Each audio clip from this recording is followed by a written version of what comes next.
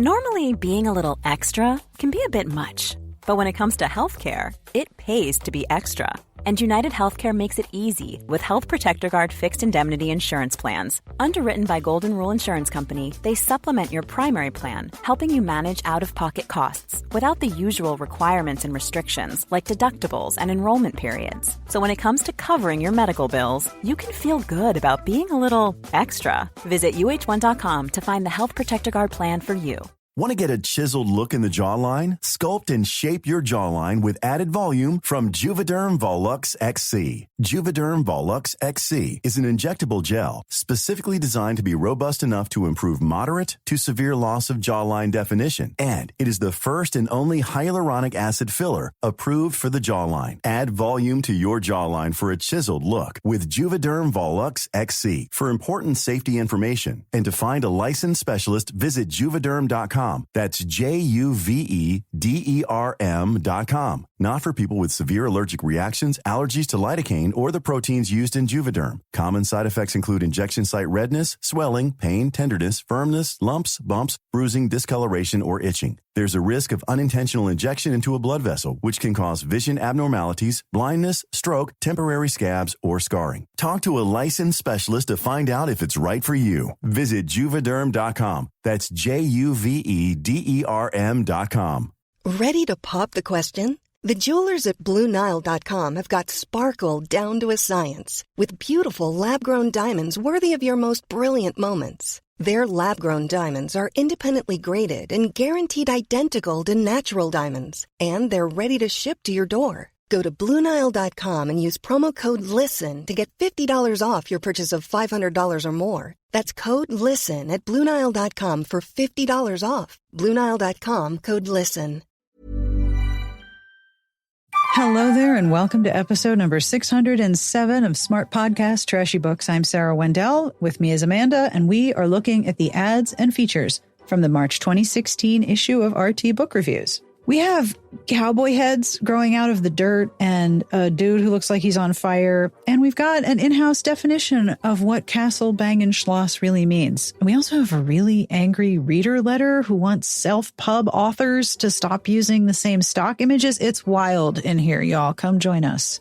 Do not miss the visual aids, podcasting, extremely visual medium. We have a link to a post with all of the images that we're talking about, and you can listen and follow along with the post. There'll be a little player at the top. Embeds are fun, and I'm having a lot of fun with this project. And if you are enjoying the Romantic Times Rewind, may I politely request that you tell a friend about us, and perhaps if you are feeling thumb-friendly, because you type with your thumbs, if you are feeling thumb-friendly, would you consider leaving us a review? I have asked for reviews in the past, and my gosh, y'all came through. Thank you. Reviews make a massive difference in putting the show in front of listeners who like podcasts like this one. I want to say a special thank you to Ephemerally, who said, I love getting to peek behind the scenes and learn about authors and what goes into writing their books. I also really appreciate the inclusion of books on women's health and other issues, in addition to all the great romance novels. Thank you, Ephemerally. Ephemerally. I really hope I'm saying that right. Either way, thank you so very much for the review. And if you have a moment and the inclination, your review would be deeply appreciated. I also want to say hello to Wistful. Wistful is one of the newest members of the podcast Patreon. The Patreon keeps me going. Make sure every episode has a transcript that is hand-compiled by Garlic Knitter. Hi, Garlic Knitter. And you're supporting independent media, which right now is really important. So thank you. If you would like to look at the Patreon, it is patreon.com/smartbitches. Your support would mean a tremendous amount. Support for this episode comes from Lumi Deodorant. If you are looking to feel confident head to toe, have you considered making the switch to Lumi? Lumi is a game-changing whole-body deodorant powered by mandelic acid and designed by an OBGYN. Lumi is clinically proven to block odor all day long thanks to its one-of-a-kind pH-optimized formula. And they have over 300,000 five-star reviews from very happy customers who feel very confident indeed. We have a special offer. New customers get $5 off Lumi Starter Pack with our exclusive code. Use code SARAH30, SARAH30, at LumiDeodorant.com. I've been using Lumi for a while, as have my teenagers, who appreciate how effective it is when they have mandatory gym class. Remember those? Ugh. I've also found people talking about Lumi on Reddit, people who have stressed about body odor, especially from changes brought about by menopause, and people who are struggling with self-consciousness love Lumi because they know it works.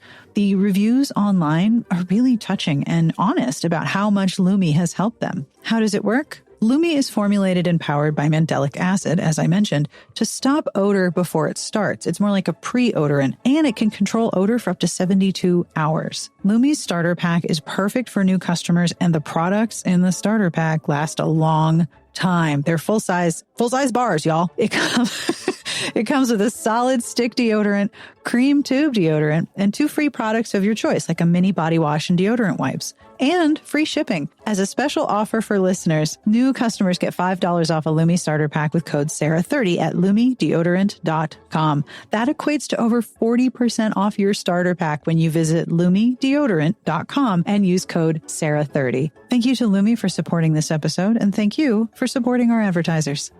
All right, are you ready to get started with this episode? Let's do it. On with the ads and features from March 16 of RT Book Reviews. Shall we look at the ads and features of the September 2015 issue? Yes, and I think it's funny that for everyone listening, we just recorded a bonus episode and we talked about fandoms. Yes, we just recorded hang on, I'll tell you which one it was. We just recorded the February 20th bonus episode where we were talking about fandoms and cover art. And now our cover star is Cassandra Clare. Absolutely nothing to talk about there, really. Not at all. Not at all a lore or history. So the cover is, I think, in terms of composition, we talked about this with the Kresley Cole cover, that the book covered up so much of the illustration, like it covered all her hair. This is a much better... It's the same thing. But this is a much better use of the composition because the illustration is nearly there in full. And if you look at the cover, the 2 upside down spikes of the I guess those are spirals from a church. Maybe those are steeples. I don't know. They're both visible. Yeah. So they've put the book in the lower left corner. So most of the cover art is the cover. And I think it's a much better use of both elements. And it's also really gorgeous art. Like she's underwater. She's like losing her sword. Of course, she is using a sword with her hair long and unbound in what looks like chiffon dress. Maybe it's very flowy. Definitely what you want to be sword fighting in. But the cover is Lady Midnight by Cassandra Clare. And Cassandra Clare is one of those people that I find really difficult to talk about because, speaking of fandom, there is a lot of instant rage hate that is directed at Clare. And bringing her up means, for me, often a difficult to manage comment section. And there's actually a couple authors that I do not talk about for the fact that I don't have that much time in my life to weed the comments, because even though the comment is the responsibility of the person leaving the comment, it will all be attributed to me. And I have to be mindful of that, even though it's very obviously to me that I did not say that. That's in the comments. No, it was on Smart Bitches. So Smart Bitches said it. And that is the job that we do. But I have to be aware of that when we talk about things or don't talk about things. And Cassandra Clare is a person who's very hard to talk about because there is a lot of history there because she moved from fanfic to writing. But I don't know all the story. And I said, Amanda, do you know this whole story? Like there's a whole Wikipedia about this. And I said, no, I don't, but I know someone who does. Everybody knows somebody who does. And I just want to say, I love that. Somebody's going to remember. Stephanie, my previous roommate of, 9 years, maybe?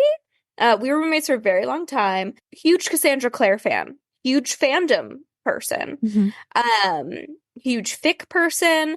So I knew exactly who to text. Can you help sum up and debrief us? If you are not familiar with Cassandra Clare or are fuzzy on why that name has so much weight to it, Stephanie is here to make it clear. Thank you. Thank you, Stephanie. She sent me a longish text that I think was pretty thorough and pretty neutral-ish. And to be clear, Stephanie works in publishing, so is very familiar with how the sausage is made here. Yes. So Stephanie says, back in the early aughts, Cassandra Clare was penning Draco and Ginny fanfic on fanfiction.net. Cassandra Clare was a big-name fan at the time, which means a very prominent member of a fandom community. Like, fans of this fandom knew who Cassandra Clare was. While most of that trilogy was her own writing, she lifted passages and phrases from the published books, though out of print, and from other fan fiction writers without giving credit and passing it off as her own. There was a whole takedown and expose by someone in the fandom about it. All of this doing comparison side by side, and there was a lot of back and forth about Cassandra Clare sending her fans to try and dox those talking about it or trying to ruin her reputation. I don't think it was ever confirmed that she was behind it, but you can check me on that. However, that trilogy was taken off fanfiction.net because it became the basis of what she reworked into the Mortal Instrument series. And then Stephanie also sent me a link for anyone who wants to do a deep dive on fanlore.org, and it's called the Cassandra Clare Plagiarism Debacle, and we'll link it in the comments if you want to read further.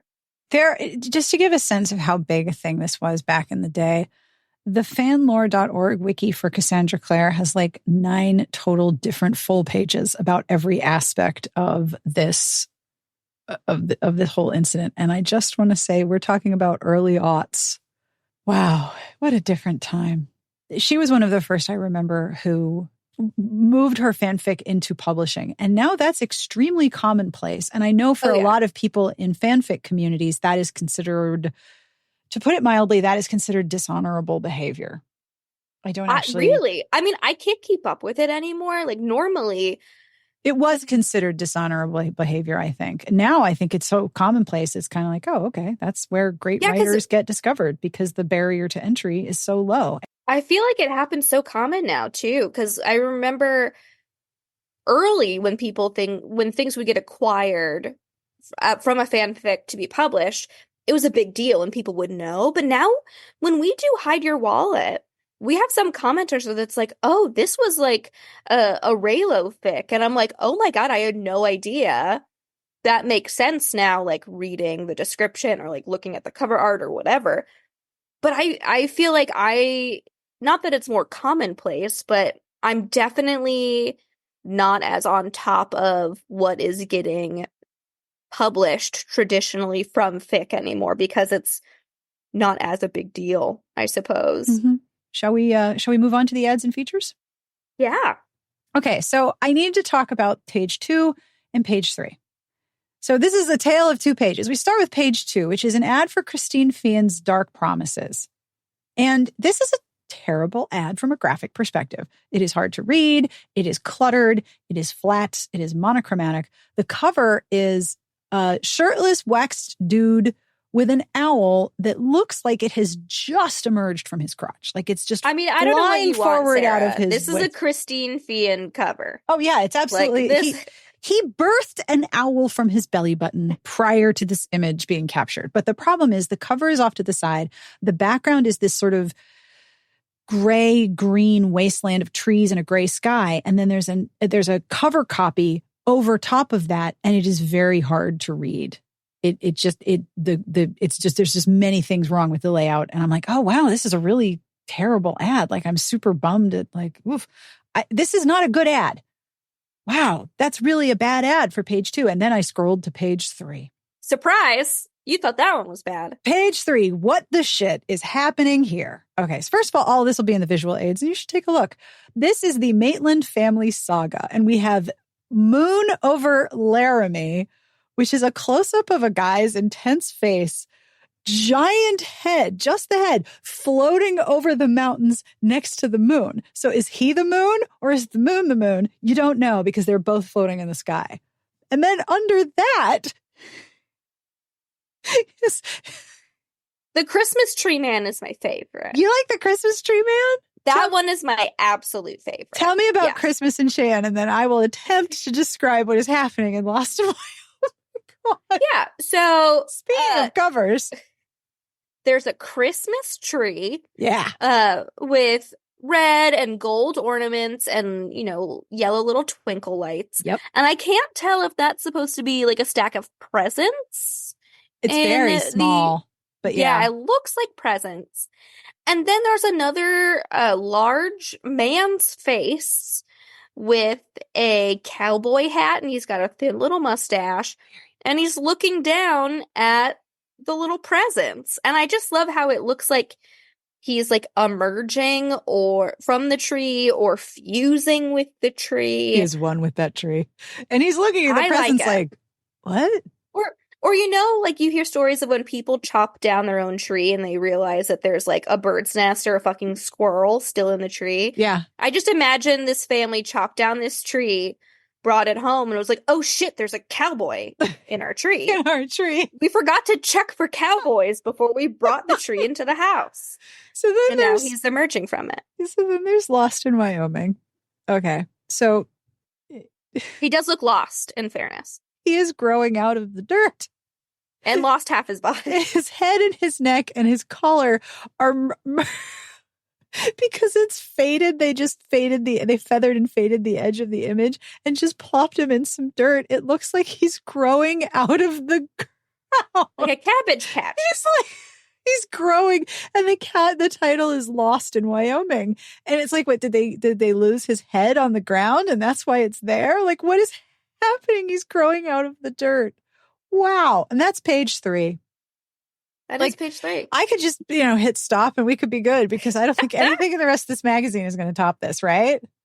I don't think so. No, nothing can top the Maitland family saga. Lost in Wyoming. Thank you, Vivian Sinclair. This completely made my day. So the letter to the editor, I'm sorry to inform you, is very boring. There is a really great picture of Essie Davis because Lady Catherine of Barrow has discovered Miss Fisher's murder mysteries, and they are indeed great. But the letter doesn't tell us how to live forever or talk about saunas. So the letter to the editor, now that we mention it, reminds me of being on a phone call with my mom. Because she's telling me what she's watching these days. She's telling me, like, what new medication she's on. Or what, like, new weird supplement she's taking. Just, like, a random list of facts of things that have changed with her since I last talked to her 2 weeks ago. Yeah, it's like, instead of a Christmas letter at the end of the year, it's by phone. Yeah, my mother-in-law is the same. Or it's like, have you heard of this really popular piece of media that's been around for 10 years now? Or whatever. It's like, yeah, Mom, Or she's watching Bones all the way through for like the 10th time. I don't get any tips on how to live forever. But then on page 5, we have a full page collage of the RT holiday party, which was very well attended by people we know. I recognize so many people. Oh, yeah. And you know that RT had to throw a pretty great holiday party if they got all these publishing big machers in there. And Jude Devereaux attended this party. She sure did. I would be beside myself if I ended up at a holiday party with Jude friggin' Devereaux. My God. But there's like a display of, you think that's cheese balls or you think those are falafel? There's a meat tray. They got some catered stuff. Hopefully it tasted good. I'm sure there was a bar. But yeah, all of these pictures are people that like we used to work with and that we know. It was very cute. Also, like, the HarperCollins team. Yeah. They're not there anymore. Nope. Yeah. What a fun little time capsule that is. I know. So you wanted to look at page 6. Yeah, because this is the mailbag section where people can write in. They do like the social calls where it's like talking about stuff happening on social media. But the only mailbag that they got is it's Review Source 101, and it feels like tech support. And it was sent in via email, and it says, question regarding the RT review source. How can I look at reviews? I was thinking I could go to the webpage and find an area called RT Review Source and scroll through that. Maybe by month, author, or genre. I subscribed to BookBub, and they got me started on Bella Andre. When I learned you would be reviewing self-published books, I knew I wanted to follow. While I don't agree with your reviews 100%, I am close to 90%. Thanks for explaining this to me. And then the magazine writes back about where you can find RT review source online and how to access it. Yeah, you have to search for it because they didn't create a menu item for it. First of all, this person is very good at user interface. Like they've made it very clear, this is what I want to be able to do. I should be able to do this, and it's not happening. But also, I read this letter and thought, was this a plant? Did they make this up? Did they make up this letter? True. Did somebody who is mad that there isn't good user interface on the website, somebody who wanted the menu item and got shot down, did they write this letter? Possible. Or maybe the review source wasn't getting the traffic that they wanted, and they realized that people can't access it, so they planted this to hopefully see if more people would know how to find it. The next article is by Alyssa Petruzzi, who always wrote great articles for RT. This is called DIY YA, a look at self-publishing YA in 2016. So prepare ye for a time capsule. First, it mentions Amanda Hocking. Do you remember everyone losing their goddamn minds over Amanda Hocking? Multi-million-dollar deal for what was self-published. It was one of the earlier big self-published deals. But it also mentions Wattpad and people who were in charge of writing and publishing partnerships at Wattpad, including Ashley Gardner, who I knew for a long time. One of the things that Jennifer L. Armentrout says in this article that I think is very, very interesting is that self-publishing in YA is a challenge if you're not doing something like Wattpad, because the barrier for e-retailers of books is allowing teens to access without credit cards, or teens using a credit card of their parents to buy the books they want to read, which their parents might not want to purchase for them. Wattpad is free and fanfic is free. But the other place where teens get a lot of books is the library. And libraries not acquiring self-published books harms YA readers who are devoted to getting books from the library. So the major problem isn't necessarily platform or access. It's knowing that your audience has a very specific set of shopping options and trying to make sure that you're in one, if not all of them. Like, I remember Smashwords too. When we'd go to the RT Book Lovers Con, we would get a USB drive in our like swag bags, just filled with Smashwords books. Sometimes I get a royalty statement from Smashwords and it's like 86 cents. Well, that's 86 cents more than you had earlier today. It's true. But yeah, this is very much a time capsule, isn't it? YA is such a luxury in that a lot of people are getting hardcover releases. Like Stephanie, who is an adult and has her own discretionary income, primarily reads YA, and she will almost always buy hardcover. Always. And hardcover is not cheap. There's an interesting quote at the end here from a librarian. When I hear the word gatekeeper, it brings to mind someone keeping something out. I absolutely do not feel that way as a librarian. Yes, I do decide not to purchase certain books, but it's not because I want to keep my students away. It's because they don't fit with our selection policy or aren't age appropriate. I want to expose my students to a wide variety of books and hope they will find something they like. My goal is to connect students with books that they will actually read and enjoy. If being a gatekeeper means opening the gate so my students can find the stories they're looking for, then sign me up.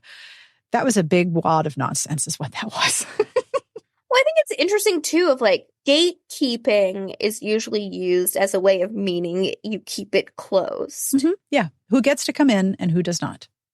But if you're a gatekeeper, you can choose to throw the fucking gates wide open if you want. It's also interesting to look at the idea of self-publishing YA as something that has multiple facets, because we're still moving out of, but still somewhat in the period of time where self-publishing often implied to people in professional capacities lack of professional editing, lack of professional production, substandard product. Which is so strange because, like, when I do books on sale stuff, we have so many people who comment, I wanted to like this book, but it really needed an editor, and it's still like a traditionally published book. Well, they laid everybody off. There's like four and a half editors between all the houses. I don't know if anyone knew that. Sure, there's no editors left. Sorry. Yeah, it's all AI. That's the problem. So the next article is also very cute. It is by Mary Mancusi about switching from romance to YA. And I thought this was very, very cute. It's a good profile article. She wrote it herself.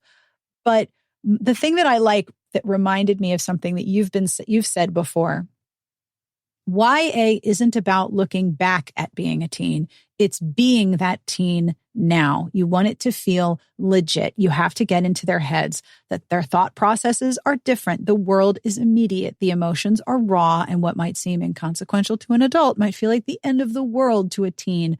Whereas romances tend to draw on a lot of backstory where something that once happened to the hero or heroine shapes their reactions to current events. In teen fiction, that past is happening now. Those experiences need to be on the page. That's a really, really good explanation of the immediacy of YA. Yeah. And I feel like that's the biggest complaint that I often see of people reading YA. And it was like, oh, these characters are immature or they're rash or... They're teenagers. They're teenagers. They're doing their jobs. It's like complaining that you're something you want. Yeah. Then don't read that. It's like complaining that your toddler is sick. Toddlers being sick is their full-time job. They put in overtime. They are a walking germ. But I thought this was a really, really good article for their pros on prose section because it is a really important difference. And a lot of people moved from YA to romance or from romance to YA. And we're still seeing it. Oh, yeah. We're still seeing authors like make that sort of transition or like go back and forth. Her first adult title never stops making me laugh. I wanted to talk about this guy on page 19, but you also had some comments about page 19. So page 19 is an ad for smittenword.com, which was the Bantam Dell Ballantine Love Swept Flirt blog. This is still when publishers all had their own blogs. There's a cover for Risking It All by Christy Barth. And it is that guy. You know this guy. He's a white guy. He's got a lot of muscles. His pectorals are very big. And he is ripping his shirt off. His arms are up and he's sort of peeking at you, and half of his face is covered by the shirt. And when you see this cover, you are going to know, oh, I've seen that guy. I know that guy. This cover and this sort of style of cover where it's like the overhead reach and everything's like pulled tight. The muscles and skin are pulled tight. Yeah. If you move the title out of the way, because the title's covering his nips. Yep. If you remove that, the shape of his body and like where the abs and nipples are remind me of when you look at a stingray from the bottom up. You know what I mean? Yes. Very true. Just flat, and you've got like the little like slits for eyes and then like the weird little like gill abby areas. It reminds me of a stingray. You're not wrong. You're not wrong. What was your comment on this page of ads? This is for 12 different books. Yeah, so my eye was immediately drawn to the cover of Resist by Missy Johnson because a man is groping a woman's boob. Oh yeah, he's getting to second base. Yeah, right on that cover. And that's where my eyes can't stop being drawn to that. I was like, what? In terms of composition, it is one of a few black and white pictures, but it is the brightest white on the page. Oh, that is a good point. So that's going to draw your eye. And that was like digital only, right? Love Swept. So we have Oy vey, where are all the Jewish girls in romance? And it's fine. It's absolutely true. This was about 2 years after I self-published my Hanukkah romance. It's still newsworthy when there's Muslim and Jewish characters. It's still like the rep is a primary element of telling people about this book. But I will say this article features Dahlia Adler, who we are fans of. She's been at this for a while. That's right. Well, when she lost her writing job at Barnes and Noble and didn't know that she lost it, she had to keep asking if I'm still employed. It was really, really tawdry. But we asked her to come and do queer romance roundups once a month because she knows so much about books that are coming out. So much. She's like you. She's one of those people that's like an encyclopedia of books and it just knows so many titles and when they came out and what they're related to. And she has a very popular Patreon. My roommate, Sarah, my roommate, Stephanie, subscribed or was a patron. She might still be one where Dahlia would give you like personalized book recommendations. Oh, how clever. And I don't know if you would get the book that she's recommending to you based on the tier, or if you would just like get an email with your recommendation and then you can like choose to pick it up or something like that. Absolutely monetize that skill. That is an art. That is an art. Yeah, That's if you like queer romances and you're looking for like a personalized book recommendation service, check out our Patreon. But it's interesting to see March 2016 and March 2024, we are still looking at a largely homogenous, nondescript Christian character base in romance. And the inclusion of Jewish, Muslim, Hindu characters is still newsworthy. So I wanted to talk about this ad on page 25 for Sourcebooks Casablanca. And I didn't get it until right this second. All right. It says... Well, take me through it. So it says spring forecast. And then the Mercury is rising, which is in title case. Yes. So the Mercury is rising. And then at... which is lowercase. in lowercase. Right. And then I'm like, is this a Mercury is in retrograde reference? Is this like... You went straight for astrology there. I know, because like spring forecast, that's what my brain went. And then I'm like, I also went like Mercury in your bloodstream? Like, are these people being poisoned? And then I realized, oh no, they're talking about a thermometer. Their Mercury in a thermometer, as in it's getting hot. But also, you mentioned spring, which is weird, because I would think it would be summer if it's getting hotter. I don't know. This tagline just confused the shit out of me, and I hate it. So, and I also don't like, why is it in title case? Why is capitalized and at is not? Yes. Or why is any of it why are we capitalizing Mercury? If we're talking about the element, wouldn't it be in lowercase? If we're talking about the planet, it would be capitalized. I love how you went straight for astrology here and trying to puzzle out what the hell they were talking about. Because Mercury was capitalized. That's why I was like, what's what? Yep. And we have her fierce warrior from the SWAT team of Alpha Wolves. I think this is a SWAT team Alpha Wolf, maybe. Or maybe it's a spinoff. Which one. But yeah, the Mercury is rising. That guy on the cover of Elizabeth Michaels' infamous Air. He's everywhere. He was everywhere on every cover for a while, but he looks so bored. Like, my guy, your leg is on fire. Like something's on fire behind your leg is on fire. Don't be bored. Get up. Well, maybe that's why the Mercury is rising. Yeah. His house is on fire. Because he just got a little heat problem. So on page 27, there is an ad for Shadow Mountain Publishing, and it is a Regency twist on My Fair Lady. And the cover has two problems. One, there's this really thin banner at the top, and in a little insignia, I don't think that's the right word, but there's a little like medallion in the middle, and it says a proper romance. Which, okay. I mean, I guess you're saying it's clean, but proper? But then you look at the people on the cover, it's a photograph, and that woman knows what an iPhone is. This woman has iPhone face. This is clearly not obviously not. It's a photograph. This was always my mental disconnect with photographs on the cover of historicals, because I'm like, color photography did not exist. And so I am disconnected and confused now. But that's just my brain. And my brain is weird. That woman looks like she knows what an iPhone is. That's a very modern expression. I don't like how the dress fits on her. It's very looks both baggy. too small and too big. It's very poorly tailored, yeah. And it looks kind of like an apron. But yeah, she's got this sort of grin, like side eye. She's not a proper romance. She's spilling some extremely hot tea right now. That's what that expression is. Yeah. So then we get to page 34, and this is a full-page ad for Kristen Ashley, and this is the Unfinished Hero series, and none of these covers look like romances. These were so popular. Wild to me. So I'm going to say something that sounds unkind, and I do not mean it to be, but I fully understand that this sounds like I'm damning with fate praise.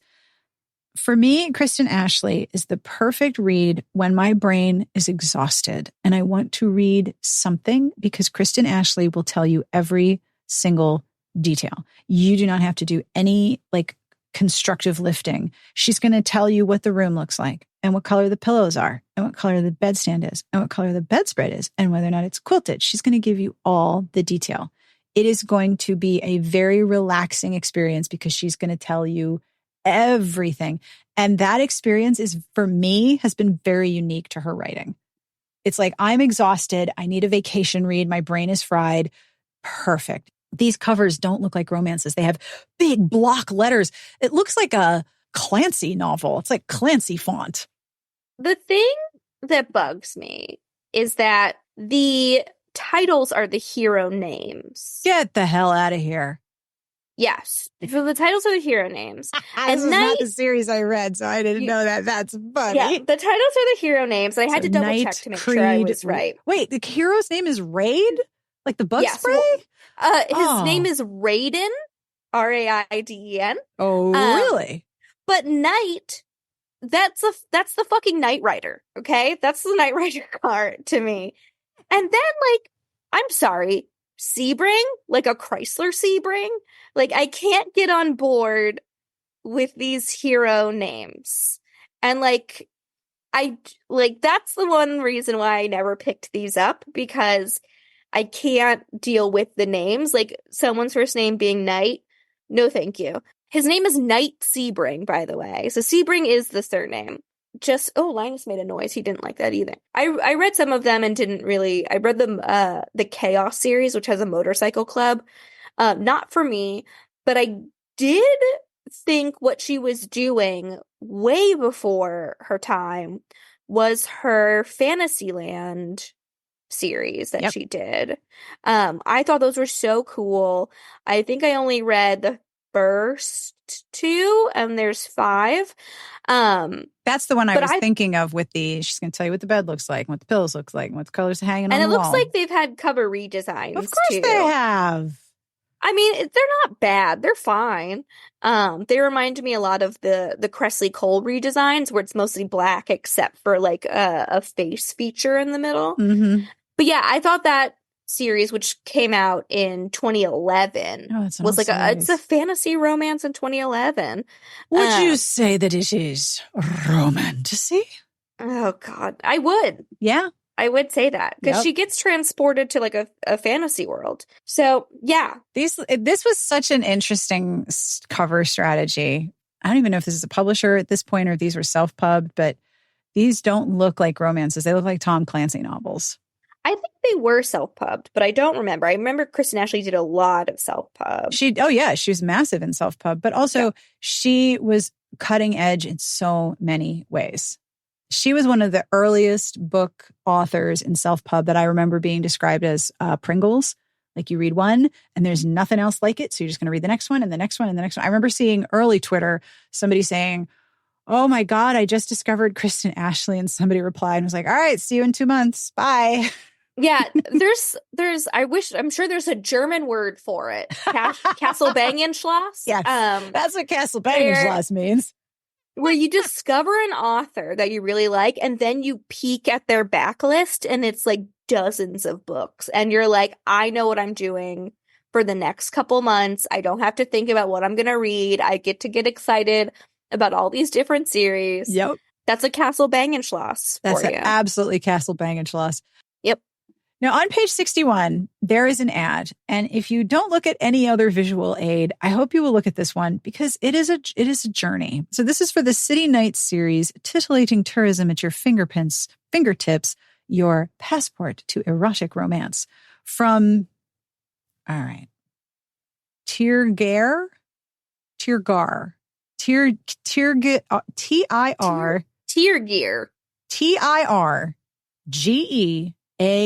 Or maybe it's a soft G, Turgier. Could be Turgier. I'm pretty sure that's a Celtic language, or maybe it's Gaelic. I'm not sure, but it's Irish. By the way. I was in the right language family.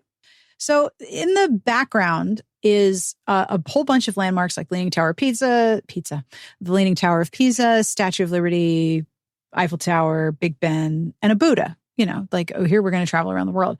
But up top is a guy in his little shorts with no shirt, of course, embracing this woman who's wrapped in a sheet, but behind them has been photoshopped in poorly 2 gigantic passports for the size of these people. Like, these passports she could wear them over her boobs. That's a big passport.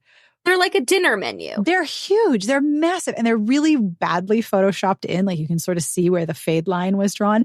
And all I can think of is, do you know how long it takes to get a passport right now? They're very expensive and a pain in the ass. You should not have sex on top of your photoshopped passports. It seems like a bad idea. Please do not tell me Trashy is still in business. It is. It is. Because it says at the bottom, what's coming up in 2024? I'm actually kind of excited that they still exist. It's a small, independently owned publishing company of commercial adult genre fiction.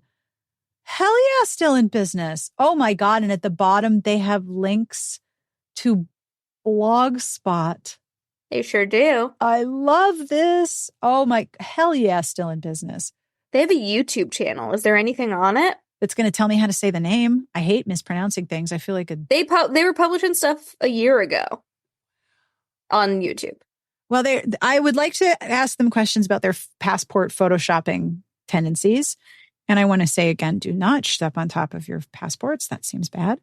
Did you see their merch? They have a House of Targaryen, Game of Tomes. Wait, what? Books are coming.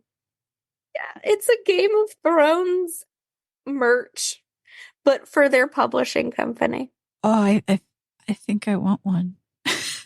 I think I want one of these t-shirts. So it's this Triskelion style logo with only $15 plus postage. Celtic style illustrations of dogs in a circle, and it says House of, maybe it is Tirgare. That's amazing. I'm so excited they're still in business. I'm like all excited for them now. Then we get to page 71, and it's time to take a look at the panels on RT Book Lovers Convention. This is just a preview of some of the panels. The actual ad for the conference is later. Look at these panels. Okay. We have fantasy straddling the genre divide with Grace Draven, Dorinda Jones, and C.L. Wilson. We have the kick-ass fantasy heroine with Thea Harrison, Dorinda Jones, Tamora Pierce, and Grace Draven. Anatomy of Paranormal Romance, Love, Myth, and Magic with Ilona Andrews, Nalini Singh, Dorinda Jones, and Jessica Clare. And I think I went to that one. This freaking panel, you know they got the big room for this. Paranormal Anti-Heroes We Love to Hate, moderated by Ilona Andrews with Nalini Singh, Cresley Cole, Grace Draven, and Dorinda Jones. That panel must have been awesome. Amazing. These are so cool. Such good. But yeah, we went to that one. What, to that RT Book Lovers? Yeah. Trigger warning. This was the one that was at the Rio. Yeah, I think this is also the one I was trying to remember. What hotel was the one that we were at in Reno? It was at the Peppermill. I couldn't remember the hotel. And remember, I had gotten a large room. I had gotten a suite because I was recording the podcast episodes with authors in my room because it is impossible to find a quiet place in a conference hotel. I had the most ungi-patchki bathroom. It was coral marble. It was huge. It could have been its own bedroom. It was just absurd. And it was holy shit cheap. Yeah, Reno was the one that we all took edibles and did a podcast recording. But the Rio was where I met a lot of our Aussie readers, Aussie romance scholars, Aussie romance bloggers.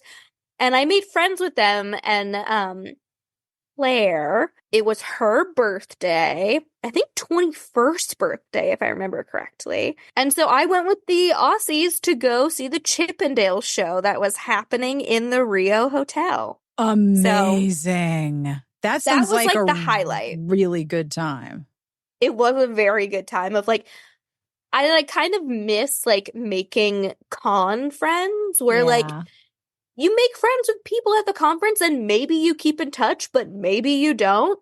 And just having that little time capsule of like memory of like the stuff that you did with strangers. And it was fun and it was great. That's like the best RT experience, right? Where else are you going to get together with a bunch of Australians and go to the Chippendale show?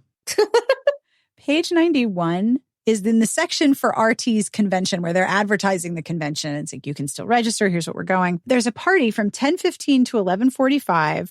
Sponsored. Could never do that again. Like, I'm old. I'm long in bed. That's not happening. A night with the bad boy. Bad boys know how to drive us crazy. What's better than the sexual push and pull of a bad boy? Nothing. Join these beloved authors who write your favorite bad boys for a fun night of celebrating these delicious men. What is the agenda? I need to know. I remember. I went to that one. No, tell me everything. And they put handcuffs on you when you arrived. They just put one handcuff on you. They didn't handcuff your wrists together. But yeah, you would walk in and they, like, hot shirtless men would slap a pair of handcuffs on one of your wrists. I remember that one. And they're like cheap ones, so you can easily take it off if it's like too tight or whatever. But yeah, I remember that one. That's very carceral. Heather Graham's Anything Goes Paranormal Party. Good for Heather Graham, keeping these parties going. Heather Graham's family is the Von Trapp family if they were from Vegas. It's like a whole family of show people, theater people. They're just theater people all the way down, and it's glorious. And Heather Graham throws a great fucking party. Then we get what Amanda calls the basic cable section. It's like public access. The public access section. It's RT Review Source, a book review service for every author. And I still don't understand what this is. Self-published and paid reviews, basically, is my understanding. But I could be wrong about that. It's not clear any more than 5-star gold is clear. It's just, okay, sure. And this is what that woman was trying to find online in the mailbag. She was trying to find this online. Yeah, she was trying to find these reviews online, but they did not seem to be present in a way that was easy to locate.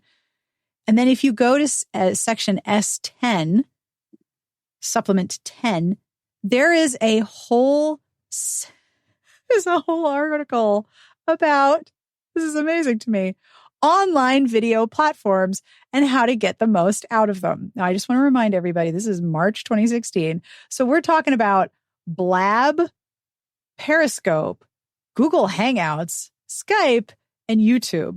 But the writer's comment on YouTube is, for occasion-based marketing only, a launch or something significant like a life event announcement, make it interesting and personal. Keep it short, 120 seconds max. Also upload directly to Facebook. Algorithms work better that way. Now we have TikTok, everybody. Now we've got TikTok and also 120 seconds max on YouTube. No, YouTube is for long form content now. I also want to just back up a second and go to the cover of the review source. Oh. And just look at these. Like, this is like a cover snark buffet. What do we got here? If you keep going, yeah, and we have Bound to a Vampire. Clean is the name of a book. Blinding Fate, where it's like through a window, and I don't know if they're trying to do like a blinds sort of fun. And look at the horse. Look at the size of that horse. Oh my gosh. What's wrong with it? Why are those people melting into the leaves? Yeah, these covers are something. Bound to a Vampire. Does that guy have two heads? Oh. I think that's a two-headed person. I think that guy has two heads. It's giving me Nicholas Lords of Seder. Which one of them is the Seeker? I mean, two heads. Am I right? Yeah, you're not wrong. Wow. That is a buffet of cover snark. Right? Goodness. Page supplement 13 is an article about going from blogger to personal assistant, how my love of books led to my lifelong friendships and a dream job. We've had this article, not this same article, but this same topic many times. Yeah. Now, page 18 is a very interesting article given the conversations that we've been having about cover art and the change of cover art. And this person is a reader, and they wrote a very angry article about the fact that the same stock photos are used on different book covers, and they are very mad. And I wrote, what the hell is this whining weirdness? Like, they're just so mad that the same stock image has been used on different books. Like, this is really pissing them off. Quote, until I did my research, I had always assumed that cover art was original to the book and author. I'm honestly rather disappointed that some of the beautiful and vibrant covers I treasure on my bookshelves are not as unique as I first thought. While I will always continue to enhance and broaden my reading scope and simply enjoy the pleasures of a good book, I sincerely hope publishers and indie authors will be more diligent and take the reader into consideration when reusing cover image. Are you fucking kidding me? Take the reader into consideration in terms of does the cover actually market the book effectively and accurately and safely? But like, don't reuse stock images? What? Oh my God. I mean, yeah, like for Self and Indie Pub, authors are paying for that shit out of their own pocket. They don't have an art team that can design a wholly unique cover. Does this person really think that every book cover is unique to them? And why is it special? Like, is it special because it grabbed your eye and made you read the book? Is it special because you realize that, like, the cover accurately reflects the book? I'm guessing here, but I think that the cover image, the image of the cover and the image of the book has come to represent the emotional experience that they had reading that book, which was a big emotional experience for them. And so seeing that image on the book that didn't give them that emotional experience is jarring. I get it. It's weird to be like, oh, wait, I know that guy's back. Oh, wait, we just talked about that guy ripping his shirt off. How many covers have we seen with that guy? That guy's been taking his shirt off on like 60 books. But like, you should think of the reader because it's not special. Are you for real? One thing I'm doing I'm editing an interview with two cover designers who used to do the photography and the art of a lot of old school covers.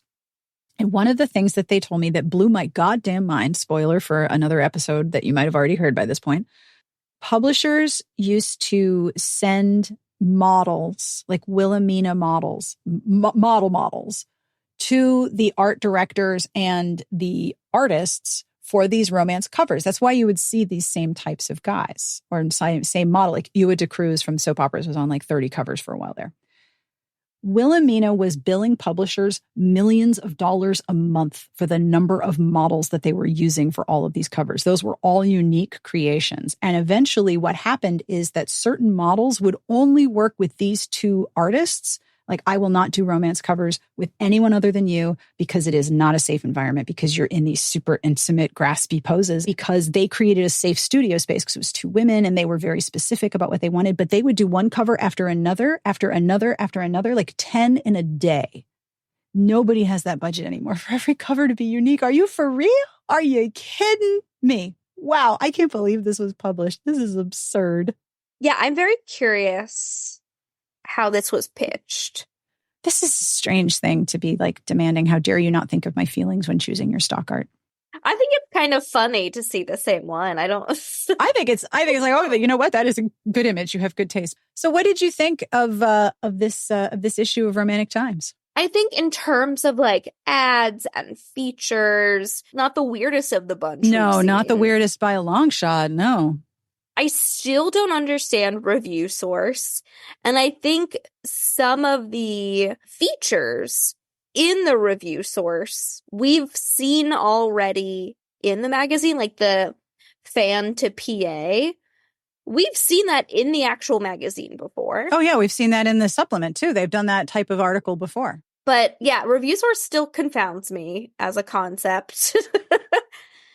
But I do love seeing a period of time where I was an adult and could remember these things and not like a teen and my brain was mush. So I really liked seeing more recognizable stuff for me because I feel like I also have like more to talk about.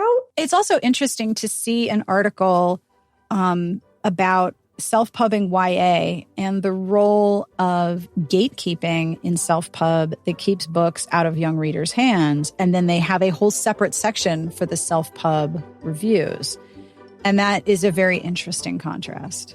Also, a lot of the reviews in the review source were paid for, which I understand them wanting to differentiate from the magazine itself, but it's still keeping the self-pub stuff separate in a way that they've been arguing about in the magazine proper, which is wild.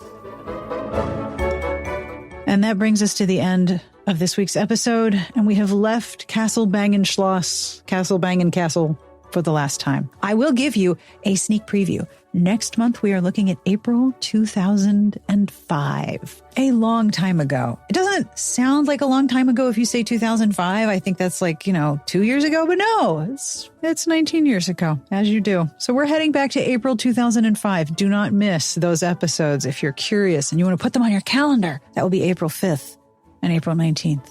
As a reminder, do not miss the visual aids for this issue. You can find a link in your show notes. You can find them at smartbitchestrashybooks.com/podcast, or you can just go to rtrewind.com You get all of the RT Rewind content. I would love to know how you're enjoying these episodes. I'm having a really great time, but I would love to hear from you and tell me, what you think.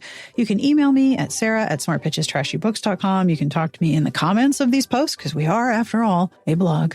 As always, I end with a terrible joke, and this comes from Malara as part of our Valentine's Day exchange. We did a card exchange for Valentine's Day in the Patreon, in the Discord, and it was delightful. And I got jokes. So thank you, Malara. How do you keep a jewelry store safe on Valentine's Day? Give up? How do you keep a jewelry store safe on Valentine's Day? You lock it. Thank you, Malara. Thank you to everyone who has joined the Patreon, who has told a friend, who has left a review. Being a podcast and being a blog in this era is a weird time, and I am really, really grateful for all of your support. On behalf of everyone here, we wish you the very best of reading. Have a wonderful weekend. We'll see you back here next week. Smart Podcast Trashy Books is part of the Frolic Podcast Network.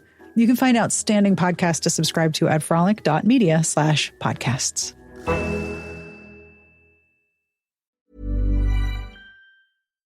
If you're looking for plump lips that last, you need to know about Juvederm lip fillers. With Juvederm Volbella XC and Juvederm Ultra XC, your lip look, whether it's subtle or bold, can last up to 1 full year with optimal treatment and no additional maintenance. Find a licensed specialist and see if it's right for you at Juvederm.com today. That's JUVEDERM.com. Add fullness to lips in adults over 21 with Juvederm Volbella XC or Juvederm Ultra XC. Do not use if you have severe allergies or a history of severe allergic reactions, or if you're allergic to lidocaine or the proteins used in Juvederm. Tell your doctor if you have a history of scarring or taking medicines that decrease the body's immune response or that can prolong bleeding. Common side effects include injection site redness, swelling, pain, tenderness, firmness, lumps, bumps, bruising, discoloration, or itching. As with all fillers, there's a rare risk of unintentional injection into a blood vessel, which can cause vision abnormalities, blindness, stroke, temporary scabs, or scarring. For full, important safety information, visit Juvederm.com.